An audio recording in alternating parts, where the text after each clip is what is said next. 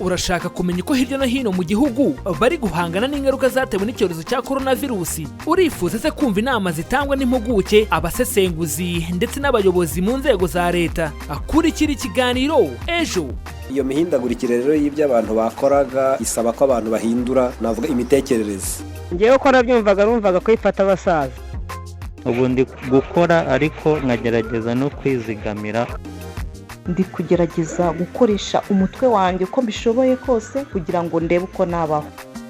Ganiriza umuryango wawe nibura rimwe ku munsi mu rugamba rwo gukumira icyorezo cya COVID-19. Kurikira ikiganiro ejo kuva kuwa kabiri kugeza kuwa gatandatu isaa 1:40 z'umugoroba kuri Radio Sarusi ivugira kuri 97 ndetse n'101.9 FM. Tubahaye ikaze mu kiganiro ejo cy'uyu munsi. Iki ni ikiganiro cya 14 mu biganiro 30 muzagezwaho n'umuryango Ejo Youth Eco ku nkunga y'umuryango w'ubumwe bw'ibihugu by'Uburayi hagamijwe kubaka ubushobozi bwo guhangana n'ingaruka zatewe na COVID-19 mu Rwanda. Mu kiganiro cya none tugiye kuganira ku ruhare rw'ubuhinzi mu guhangana n'ingaruka za COVID-19 mu Rwanda. Iki kiganiro gihagarariwe na Roger Nigena, Mizero Crispin ari ku buhanga bw'ibyuma. Ngiye kukibagezaho nitwa Nicole Giraneza. Nimujye kure kuko tubafitiye n'agace ka 14 k'ikinamico Sigasira. Asobanukirwa uburyo bwo guhangana n'ingaruka zatewe n'icyorezo cya COVID-19 mu Rwanda mu kiganiro ejo. Mu gutangira iki kiganiro reka twumve icyegeranyo kigufi kivuga ku buhinzi bw'u Rwanda muri rusange, urwego busanzwe buriho, amahirwe arimo ndetse n'imbogamizi zisanzwemo. Ni icyegeranyo twateguriwe na mugenzi wacu Noel Manishimwe. Asobanukirwa uburyo bwo guhangana n'ingaruka zatewe n'icyorezo cya COVID-19 mu Rwanda mu kiganiro ejo. Ubuhinzi ni inkingi y'ingenzi cyane y'ubukungu bw'u Rwanda kuko abaturarwanda hejuru ya 70% babeshejweho nabwo. Mu Rwanda ubuhinzi bukorwa mu bihembwe bitatu. Icya gatatu aricyo kiganzamo izuba ryinshi, ahanini kigahingwamo imboga n'imbuto, bigakorwa n'abahinzi bafite imirima iri mu bice byegereye amazi. Urwego rw'ubuhinzi rwihariye 31% by'umusaruro mbumbe w'imbere mu Rwanda GDP. Ikigo cy'igihugu cy'iterambere RDB kigaragaza ko kugeza ubu 75% by'umusaruro w'ubuhinzi uva mu bahinzi baciriritse, kandi igice cy'ahangana na 61% by'ubutaka bw'u Rwanda bigaragazwa ko ari ubutaka buberanye n'ubuhinzi. Mu bihingwa bizwi cyane bihingwa n'abaturage benshi harimo ibigori, ibishyimbo, ibirayi, imyumbati, ibijumba, urutoki, ingano, umuceri n'ibindi byinshi. Ibyo bikajyana kandi n'ubuhinzi bw'imboga nk'inyanya, intoryi, urusenda, karoti n'izindi, ndetse n'imbuto nk'amatunda, ibinyomoro, watermelon, amaronji n'izindi. Uretse kuba bibi biribwa ku baturage, ubuhinzi hakaba ari n'isoko y'amadevize cyangwa amafaranga ava mu mahanga ku musaruro w'ibihingwa u Rwanda rwoherezayo nk'icyayi, ikawa, ibireti, ifu y'imyumbati, indabyo, imboga n'imbuto n'ibindi bitandukanye. Kugeza ubu hari amahirwe menshi muri uyu mwuga w'ubuhinzi mu Rwanda kurusha mu bindi byinshi wagerageza gukora, kuko bariho hari gahunda ya nkunganire mu kugura ibikoresho byifashishwa mu kuhira hegera kuri 75% ku bari mu cyiciro cya mbere n'icya kabiri by'ubudehe, kandi leta yashyize iyi gahunda mu korohereza abahinzi n'aborozi bose kubona imbuto z'indobanure n'ifumbire. Icyakora ubuhinzi bw'u Rwanda burimo ibibazo birimo ko ababukora umubare munini ari ababa bashaka ibibatunga gusa. Ishami ry'umuryango w'abibumbye ryita ku biribwa FAO rigaragaza ko ubuhinzi bwo mu Rwanda bufite ibibazo byinshi birimo kwangirizwa k'ubutaka n'isuri butembana, kandi aribwo bwakabaye bwera bitewe n'uko hafi 90% by'ubutaka bw'u Rwanda buri ahantu hahanamye. Indi mbogamizi ku buhinzi ni uko bamwe mu bafite ubumenyi n'ubushobozi mu by'ubuhinzi batabukora bakikorera ibindi. Hari icyuho mu kuhira imyaka kandi mu gihe haba ibibazo by'imihindagurikire y'ikirere nk'aho izuba riva rigateza amapfa cyangwa imvura nyinshi ikagwa ikangiza imyaka, ku buryo ikigega mpuzamahanga gishinzwe iterambere ry'ubuhinzi IFAD kigaragaza ko niba bidakemuwe imihindagurikire y'ikirere izatuma hasabwa ikiguzi cyabarirwa hagati ya $50 na $300 z'amadolari y'Amerika buri mwaka mu myaka 10 iri imbere zo guhangana gusa n'ibyo bibazo. Minisiteri y'ubuhinzi n'ubworozi mu Rwanda igaragaza ko hakozwe ubushakashatsi ku butaka bushobora kuhirwa mu Rwanda, bagasanga ari hegitari zigera ku 600, ariko ubutaka bwuhirwa mu mwaka wa 2019 bukaba bwari ku 10% gusa. Kuri ibi hakiyongeraho ashyiraho icyoki kigaragara mu kugira ubushobozi bwo gutunganya umusaruro w'ibikomoka ku buhinzi n'ubworozi n'ibiciro by'uwo musaruro bihindagurika cyane ku masoko. Nubwo bimeze bityo, muri ibi bihe by'icyorezo cya COVID-19, leta y'u Rwanda ibinyujije muri Minisiteri y'Ubuhinzi n'Ubworozi irahamagarira abahinzi n'aborozi gushyira imbaraga zirenze izo bari basanzwe bashyira muri uyu mwuga kugira ngo guhangana n'ingaruka za coronavirus bishoboke zitazakabya kuba nyinshi, ahubwo ubuhinzi buzafashe kuzahura ubukungu bw'u Rwanda nk'uko busanzwe ari inkingi ya mwamba yabwo. Nyuma yo kumva iki cyegeranyo, reka noneho dukomereza iki kiganiro mu karere ka Gicumbi, aho abahinzi bo muri aka karere bavuga ko umwaduko wa COVID-19 watumye bafata ingamba nshya mu buhinzi. Ese ni izihe ngamba bafashe? Ni kuri mikoro ya Honore Ishimwe. Nongeye ubuso nahingagamo. Hari imirimo ntabashaga guhinga nkayatira abantu, ariko ubu narayibatse n'injye wayihingiye. Gereranyije ni nka hegitari n'igice. Mba ndi hafi y'abakozi bakoresha amafumbire mvaruganda n'ay'imborera, ndetse n'ukuntu batera imiti yica udukoko. Nk'ubu nongeyemo ubuhinzi bw'imboga, mfite igishanga nashyizemo amashu, ndetse uyu musozi ndi gutera n'amapuwavuro menshi ageze nko ku 1,000 kugira ngo nerere kubona isoko. Twebwe ntabwo guhinga byigeze bihagarara, birumvikana byatubereye imbogamizi nk'ahantu twahinze urutoki rutinda kwera, byatumye dufata ingamba zo guhinga ibihingwa nyine byera vuba, tugahinga nk'imboga, igishanga tugahinga nk'urusenda, tugahinga nk'amashu, ngo wenda hariya nimba warazaga ikinani ngiye kugihinga kugira ngo tugira ubuso bunini burimo ibiribwa, kubera ko tuzatwahinze ibintu byinshi nk'ibyo dutwara ku masoko bizaba byinshi, tubona inyungu nyinshi. Ubusanzwe duhinga nka hegitari 3. Nshobora guhinga nka hegitari, urebye hegitari 5. Twarebye ibikenerwa nko guhinga imboga, indabo, cya gihe ingendo zari zikiriho, ukaba wazijyana nk'i Kigali uzigemuriye bari abantu bazijyana hanze, aho niho twageraga umusaruro cyane ku gihingwa cy'indabo. Cyane cyane duhingira ku gihe, duhingisha ifumbire mvaruganda ndetse n'imborera, kandi n'imirima tutahingaga twarayihinze, ubu twashyizemo ifumbire y'imvaruganda n'imborera. Rwose twizeye ko umusaruro uziyongera muri iki gihe cya COVID. Barakoze aba bahinzi. Nawe uduteze amatwi wadusangiza ukuri guhangana n'ingaruka za COVID-19 ubinyujije kuri 07 87 58 14 11 cyangwa kuri 07 28 02 82 32. Wadusanga kandi ku mbuga nkoranyambaga arizo Instagram, Facebook na Twitter wandika Ejo Youth Echo bifatanye. Asobanukirwa uburyo bwo guhangana n'ingaruka zatewe n'icyorezo cya COVID-19 mu Rwanda mu kiganiro Ejo. Ubuhinzi nk'imwe mu nkingi zifatiye runini ubukungu bw'u Rwanda muri iki gihe cya COVID-19 byagaragaye ko umusaruro wabwo ari ingenzi, ariko kandi ngo haracyari byinshi bikwiye kunozwa muri uyu mwuga. Ni mu kiganiro mugenzi wacu Noel Manishimwe yagiranye na Shyirambere Oswald umaze imyaka 10 akora ubuhinzi nk'umwuga, ndetse akaba anafite icyiciro cya 3 cya kaminuza mu buhinzi. Kuri ubu ni umwe mu bashinzwe ubuhinzi mu kigo gishinzwe guteza imbere ubuhinzi n'ubworozi mu Rwanda, RAB. Reka tumwumve. Ni uruhe ruhare rw'ubuhinzi mu guhangana n'ingaruka za COVID-19? Icyambere, uruhare rwo kuzahura ubukungu harimo kongera ibyoherezwa mu mahanga no kugabanya ibitumizwa hanze bikomoka ku buhinzi n'ubworozi, kuko ibindi byiciro byinshi by'ubukungu byarahungabanye. Hanyuma hari uruhare mu gutanga akazi. Mu buhinzi niho hakiri byinshi byo gukora kandi bigatanga inyungu ku babikora no ku gihugu muri rusange. Ni uwuhe mukoro ni somo ki COVID gikwiye gusigira abakora muri uyu mwuga w'ubuhinzi? Nuko tugomba kumva ko tugomba kwishakamo ibisubizo, tukaba twamenya ko hagomba gushaka ukuntu twikorera tubona inyongeramusaruro mu buryo bworoshye, cyane cyane zikorewe mu gihugu. Aha murabizi harimo imborera, ariko harimo n'inyongeramusaruro zirimo mvaruganda, aho ngira ngo na leta y'u Rwanda ibifite muri gahunda cyane kuko abashoramari bayishoramo.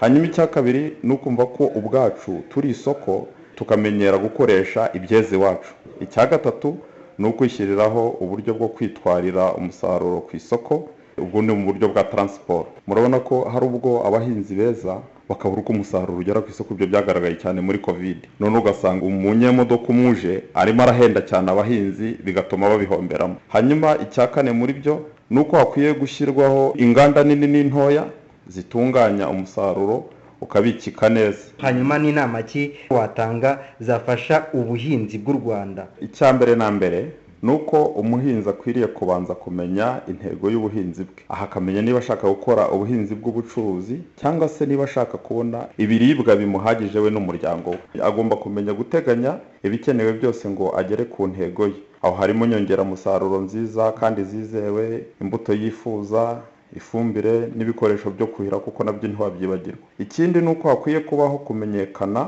kw'imibare igaragaza ibikenewe mu mirire y'abanyarwanda no ku masoko y'imbere no hanze y'igihugu, hagahingwa ibijyanye n'igenamigambi rinoze. Hari ubwo abahinzi bashobora guhinga ibidakenewe n'abakiriya, ariko kumenya ngo dukeneye imboga zingana zitya mu gihugu ntiduhinga izirenze, dukeneye imbuto zingana zitya mu gihugu ntiduhinga izirenze, aribyo bya bindi bituma abahinzi babura amafaranga bashoye mu bihingwa byabo. Nicyo bishaka kuvuga. Hanyuma hakaza rero no kwihuriza hamwe kw'abakora uyu mwuga bikabafasha guhuza amakuru ku isoko. Noneho hagashyirwaho kandi ibiciro fatizo ku musaruro w'ibihingwa byose nk'uko byagiye bikorwa ku muceri no ku bigori no ku birayi, kuko kigiye kugeza ubu ngubu byakozwe ku bihingwa bikeya, ariko birakwiye ko bijya kuri byinshi no ku mboga ubwazo. Hakabaho no guhinga biteguye kurwanya indwara n'ibyonnyi no kuhira igihe bibaye ngombwa, kuko imihindagurikire y'ibihe yatumye kwiringira ikirere bidatanga icyizere cy'umusaruro. Hakabaho no kurwanya isuri, bikaba intego ya buri wese.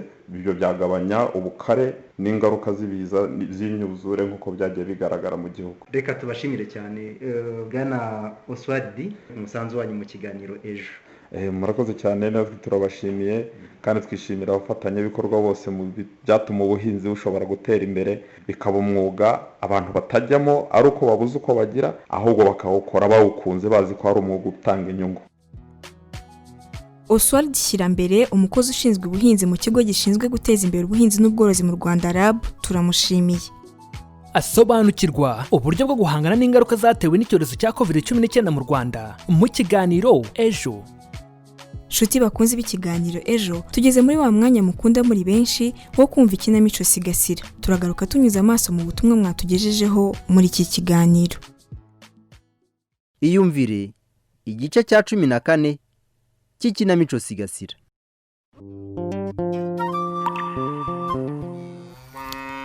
Nizere ko hakarabye intoki nkusi. Bunge naragakemuye. To, mfite kandagira ukarabizo ebyiri.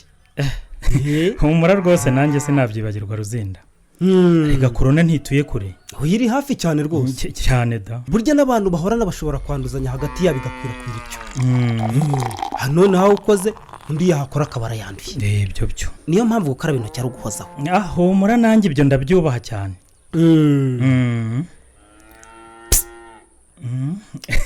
Yewe nkusi we. Ngahakira kabyiri burya nta biganiro by'abagabo bitagira inzoga. Ibyo byo. Byeri se buriya. Ndiko nako mpapfe kumbira agacupa kamwe ntacyo kantwara. Hanyuma se wampamagariye iki Rosenda? Yewe. Mfite umushinga nashakaga kumfashamo rero. Nyuma yo gusezera akazi k'ubushoferi bwambukiranya imipaka, nifuje kubyaza umusaruro ufatika mu matungo n'imirima byacu. Kugira ngo rero mbe hafi. Hari icyo se? Ni wowe n'umugore wawe mukesha mwarabyemeranyijeho, nge nta byanga ugira ngo mupfa kumpemba neza gusa. Ngo mukesha? Mfasha nku. Niba utangiye kuzana ibya mukeshanga haguruka mvira mu nzu. Ngo iki? Ese mukesha uramuzana mu biganiro byacu niyo waguhamagaye.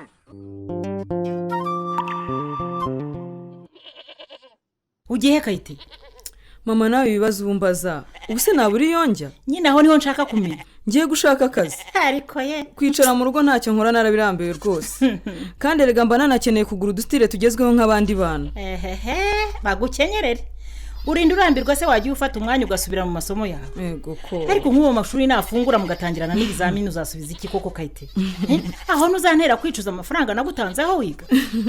Ariko se mama, wowe ubwawe ushyize mu gaciro ubona hari gahunda yo kuzasubira mu ishuri. Itahabase. None se kwigira ku ikoranabuhanga utazi niba uzakora ibizami? Byo urabona atari ukutujijisha ngo tutigira mu marinye yacu. Narabavumbuye ntabyo nziga. mwana wanjye ko ari gahunda ya leta waretse kwigira ikinani ko bayishyizeho bazi n'igihe izarangirira amashuri azatangira ari uko korona yaboneye umuti cyangwa urukingo kandi se ko kubona izarangira kari twibanire nka ya mibu ya malariya hagati aho ya telefone nayisubiranye ubwire wa mukiriya yirorere aho nimunyumvira abahu n'ukuntu bari banyemereye kunsubizayo nayiguze none ngo wayitwaye.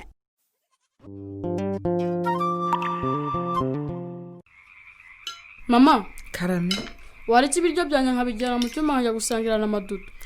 nakubwira iki fi n'ubundi byo nakoraga byose ko nabigiriraga isi y'uruzindano nkaba mbona ari ntashima nushaka ujye unamujyana gukina. ndakuyamye muke ndakwiyamye fizi nzumva hasohoye Madudu mujyana ahagaragara nzakwiyicira hasoni ngaho mva mu maso ujya kurira iyo ushaka ubwo rero nawe ngo warubonye icyo uza kuganiriza umwana. ndakubeshyera se sinakugoragoje ngahisha umwana wanjye nk'uko wabyifuzaga inyiturano kandi wamugana nshaka ka munani niba ushaka ko nongera nkagukubita ukamfungisha ugasigara widegembye mu mitungo yanjye ntabyo ubonye hasoni. cyakoze biratangaje koko kubona warasezeye akazi aho kugira ngo dufatanye guteza imbere urugo rwacu ahubwo ukampoza ku nkeke mbere ko twakamaga tukagurisha ubu ntituyinywera ko uhagarariye koperative ikomeye cya Rutare se kuki utabyikorera ngo ubijyane bakwishyura. cyakoze icyo cyari igitekerezo cyiza nuko kivuze mu buryo bwa kinyamaswa zibaho ngaho harya ubwo wa munabi wose ngo nuko navumbuye amabi yawe. Mukesha yiyemeje guha umudendezo abana be. Dansira we akomeje kwingingira Kayitesi kwiga akoresheje ikoranabuhanga ariko Kayitesi nta cyizere cy'uko amashuri azongera gutangira vuba. Iherezo rizabirihe naho ubutaha. Nyuma yo kumva ikinamico sigasira reka noneho dukomereze ku butumwa mumaze kutugezaho muri iki kiganiro. Muri studio nakiriye mugenzi wanjye Christelle Rukeza ugiye kutugezaho ubutumwa. Abakunzi bacu batiki Christelle Niko rakoze kumikazi. Uwitwa Nzabamwita Emmanuel uherereye mu karere ka Rulindo ati iki cyegeranyo ku buhinzi cyanyigishije byinshi bitandukanye kuko ibyo turya byose biva mu butaka. Evode wati ikintu nakuye muri iki kiganiro nuko mu gihe umuntu afite ubutaka yabubyaza umusaruro aho kubwatisha, gukoresha ifumbire, guhingira hamwe n'abandi cyane cyane ku buhinzi bw'imboga n'imbuto. Ubuhinzi ni ingirakamaro cyane naho ku mbogamizi z'imihindagurikire y'ikirere nuko abahinzi basobanukirwa uko bahunika no kuhira bifashishije ikoranabuhanga bikorwa bityo bikabafasha kurushaho guhangana n'ingaruka za COVID-19. Kwizera Ernest we yagize ati abahinzi bakwiriye gukomeza gushyiramo ingufu mu guhangana n'ibihombo bagize muri ibi bihe bya COVID-19. Uzambazimana Samson uherereye Kimisagara mu karere ka Nyarugenge we yagize ati ubuhinzi bufatiye runini umuryango nyarwanda. Rero abahinzi bakwiriye kwitabwaho by'umwihariko muri ibi bihe bibakomereye, bahabwa amahugurwa mu guhunika imyaka ndetse bakanahabwa n'ingoboka yo kubunganira mu kugura ifumbire n'imbuto. Nicole naho ubutumwa bwa none mbusoreje wakomeza n'ikiganiro.